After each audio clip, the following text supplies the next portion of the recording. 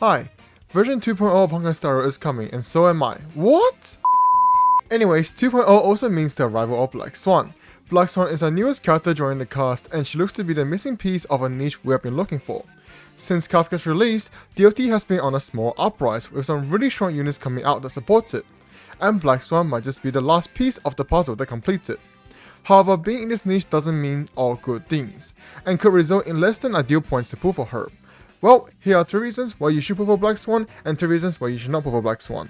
Before we start, I'll be giving away a supply pass / welcome rune / crystal card to my subscribers at 3k subs, so make sure you subscribe to enter. If you do not know what Black Swan does, Black Swan is a wind character following the path of nihility. I have a video explaining her kit, it's in the top right of this video and in the description, but in a nutshell, her talent is a special type of DOT called Arcana, and has a chance to apply them whenever an ally applies a DOT.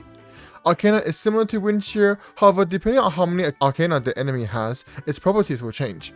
Her basic attack is single target and has a chance to apply Arcana to the enemy depending on how many DOT it has.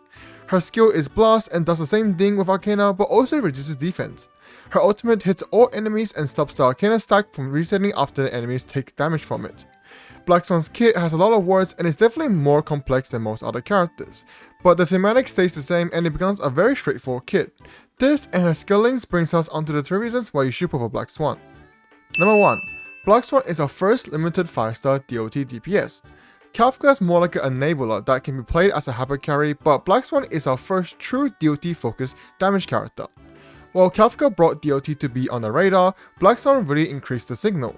Being our first genuine 5-star full DOT DPS, she does not disappoint as she will be doing more damage and outperforming all the other DOT units currently in the game. This is very nice to hear as we have finally gotten a premier sub DPS for Kafka. But more than that, even though Sample and Loka were already strong enough with high enough investment into them to be able to clear MOC 12 as hyper carries, Black Swan will definitely bring more people's attention to DOT and may see more of an incentive to start building your DOT characters with or without Kafka. Number 2. Speaking about Black Swan's strong kit, I really want to highlight one particular part of her kit, and that is her defense reduction on her skill. As some of you guys may know, defense reduction is one of the best ways to increase a team's damage in general. However, this is extra true for DOT characters, as DOT cannot crit and does not scale off crit, which in turn makes it so we have to rely on other sources to increase its damage, like attack, damage percentage, and you guessed it, defense reduction. I felt like I said this before, but anyways, so that means her kit is already quite strong, but she also adds a debuff that helps herself and her teammates. Yeah, it's pretty good. And the one thing I have to mention is that against wind weak enemies, you could always look to use Black Swan as your debuffer over Pella or Silver Wolf. As honestly, while those two may do more in terms of debuffing, Black Swan's personal damage might actually outdo them while still providing a defense down. Number 3. Black Swan plus Kafka plus Romain may in fact be one of the strongest, if not the strongest team against AOE. This is a very bold statement I'm willing to make, despite all the strong AOE characters existing within the game like Argentine, Jinryu, and etc. I am saying this because as most of you guys know, Kafka is already one of the strongest AOE characters in this game. She already performs exceptionally well even though she's playing in a suboptimal environment as a hyper carry. And Romain, honestly, do I even need to say it? She is probably just the best support in the game outright, and definitely so for teams with double DPSs, which is what this team is. With a core of an already strong enabler and an insane buffer, we are only missing one piece, a strong DPS. While Sample and others do a good job, Black Swan will do a great job. Black Swan might just be the unit this team has been looking for to propel this team and DOT to the top. Overall, Black Swan is looking to be quite the pull. She brought a new flavor to DOT and it sure is tasty. However, there's one thing I've been saying a lot. It's another character despite this video being about Black Swan. Alright, almost every section in this video had mentioned Kafka. Might as well call this video before you pull Kafka plus Black Swan. Jokes aside, that is a bit concerning as that brings us onto the 3 reasons why you should not pull for Black Swan.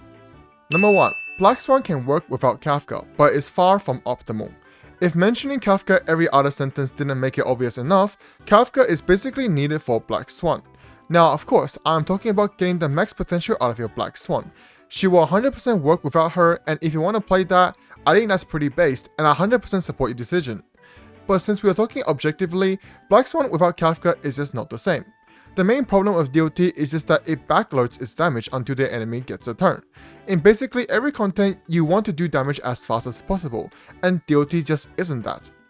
Kafka fixed that problem by activating DOT during her turns, and playing DOT without her just feels really bad in a lot of content. Number 2. Speaking about teammate options for Black Swan, they are very expensive. I'm talking a team full of limited 5 stars. Black Swan's best team is probably Kafka, Black Swan, Ronmei, and Huahua/Locha. You realize something? Yeah, every one of those characters is a limited 5 star. Even the alternative option for the healer is a limited 5 star. Not everyone has every character. Yes, even though Honkai Star Rail is much more generous than Genshin, no, I'm not sorry. This is a big problem if you want to get the most out of your Black Swan. Things start to get a little bit better with secondary options, but realistically, if one can play her in her best team, one will most likely do that. This is actually pretty sad, as Black Swan is the first step, or actually second step, for DOT to become the meta, and some people may just not have the facilities to experience that. Number 3. Being a character made for a niche also means she is not the best in a lot of content. More generic characters focused on straight up damage will see more use and result in a lot more content than someone like Black Swan. Kafka is kind of an exception, as the players behind her and her kit are psychopaths. Yes, I am exposing myself. But as we have seen with Sample and Loka and these DOT units, they work in a lot of content, but is far from the best in basically all of them. Black Swan might not be that bad, as together with her best team in AOE, we may see DOT as a primary option. But it is still no denying that in most other content, you'd rather just use Jinglu. Not the greatest thing to hear when contemplating on whether or not to pull for someone, but hey, at least she's hot. So yeah, at the end of the day, waifus and hospital over meta.